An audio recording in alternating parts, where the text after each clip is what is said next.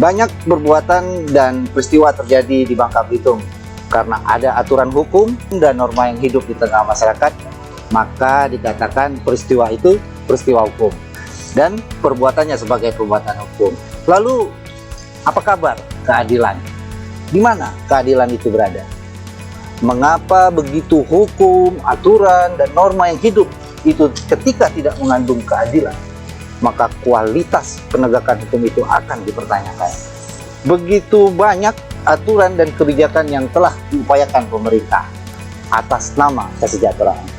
Begitupun putusan hakim telah berkekuatan hukum yang tetap, pun masih keadilan dipertanyakan.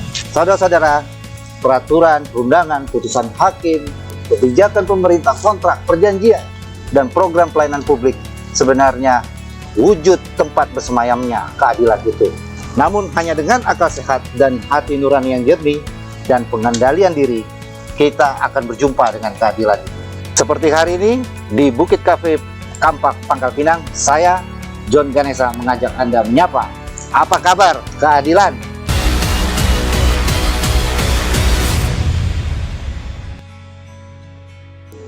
Saudara-saudara, tanah warisan orang tua kita yang sudah lama, dari kakek, yang mungkin sudah bertahun-tahun, hampir di atas 20 tahun mungkin, bisa saja sekarang sudah dikuasai orang lain, bahkan sebuah perusahaan besar.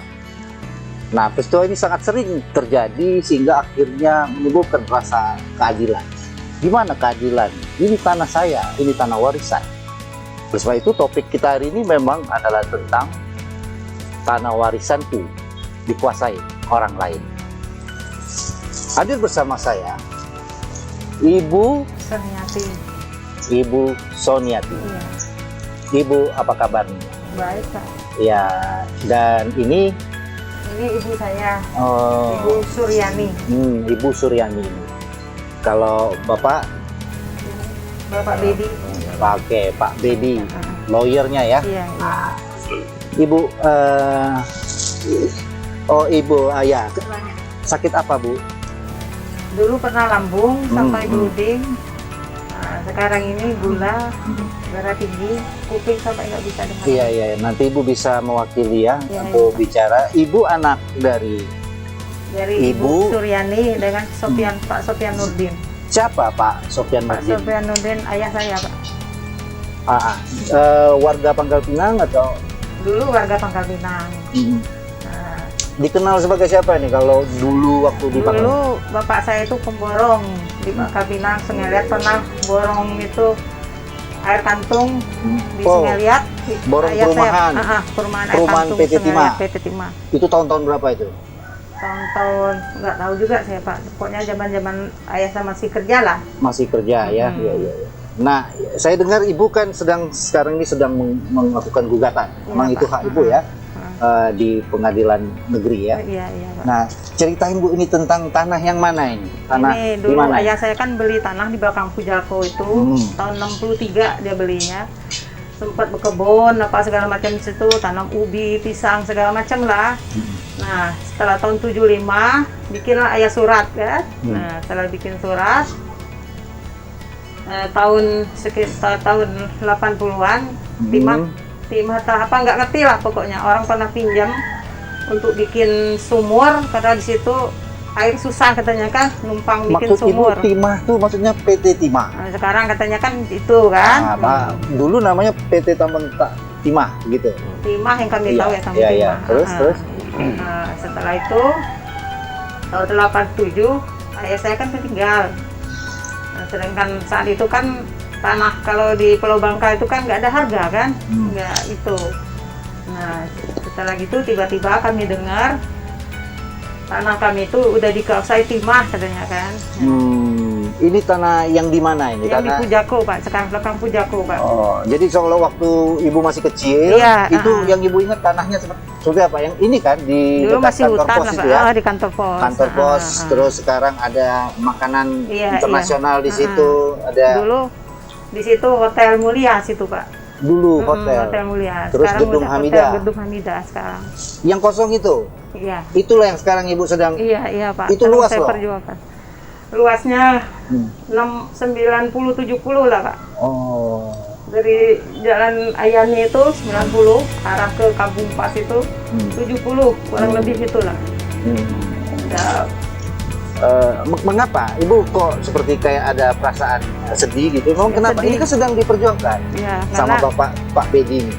iya Pak, sedih lah karena sudah berjuang begitu lama begitu.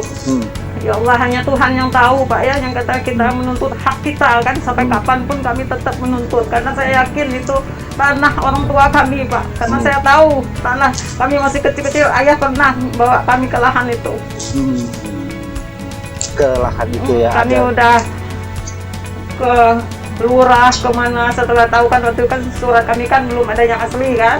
Setelah dapat yang asli, kami langsung ke kelurahan, ke camat, ke DPR, sampai ke Bang Usman kan, sampai ke pokoknya ke pengadilan. Tapi sampai sekarang kami tetap berjuang lagi Pak. Baik, ini ada Ibu nih. Iya. Ibu pernah mengatakan apa sebelum jatuh Ibu sakit? pernah menanyakan, Kak, sudah selesai belum urusan tanahnya, udah selesai belum? Belum, aku bilang belum. Ya Allah, astagfirullahaladzim Pak, capek. Capek di pikiran, capek uang, capek semuanya Pak. Ibu berharap pokoknya dia cepat selesai. Iya, iya. Ibu berapa bersaudara? Satu saya Pak. Oh, jadi Satu-satunya dari anak ayah dan iya, ibu saya. iya. Saya ngobrol dengan Pak Bedi dulu ya. Iya, ya. Ya, Ibu tenang ya.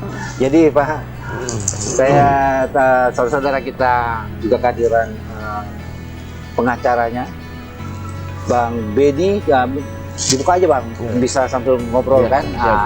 Social distancing, kita pakai masker sudah. Nah sekarang bicara-bicara dengan Bang Bedi Setiawan Al-Fahmi SHMKM, dan saya dengar juga akan jadi master hukum pidana juga ini kan ke depannya ini. Bang, saya temukan nama Abang di buku panduan UBB ya, Fakultas Hukum. Nah ini mumpung di sini dari Jogja lagi ada di sini, bisa sapa teman-teman mahasiswa UBB. Apa pesannya? Baik, Sikat Bang. Baik, rajin belajar. Tidak ada ilmu tanpa dengan belajar.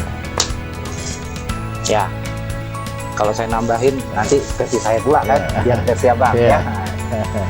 Ini narasi yang Abang sampaikan kepada mahasiswa. Dan hari ini Abang sedang melakukan pendampingan ini. Bang, Abang sadar nggak yang Abang sedang gugat ini? Ini perusahaan BUMN, perusahaan besar, mall besar, ya.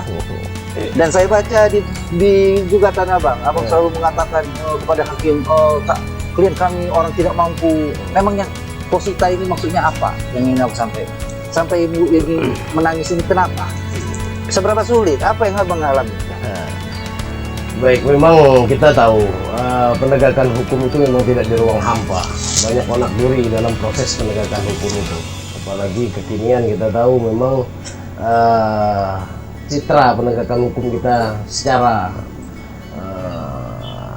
secara nasional memang sangat terpuruk. Namun ada satu keyakinan yang saya lihat dari kedua klien saya ini. Sepertinya mereka meyakini bahwa itu adalah hak mereka dan mereka meyakini itu akan kembali. Nah, setelah saya pelajari berkas dan sebagainya, sebagai lawyer tentu kami tidak melihat siapa yang harus kami gugat. Itu nggak ada, nonsen itu. Kami berbicara tentang fakta hukum, kami berbicara tentang empiris. Kami mengkualifikasi fakta-fakta peristiwa, lalu kami kualifikasi menjadi fakta hukum, lalu kami cari pasal-pasal yang bisa kami jadikan dasar untuk menjadikan sebuah gugatan untuk kepentingan klien kami tentunya. Jadi dengan terkait kekuasaan kehakiman, Abang merasa cukup untuk menyampaikan bahwa klien Abang lemah dan saya butuh kekuatan kehakiman untuk mengadili perkara ini. Seperti itu. ya, Abang yakin dengan kekuasaan kehakiman? ya kami harus yakin. Baik. Nah, kami harus yakin. Kita bahas lagi nanti apa kabar keadilan atas perjuangan Abang ya. Tetap di Apa Kabar Keadilan.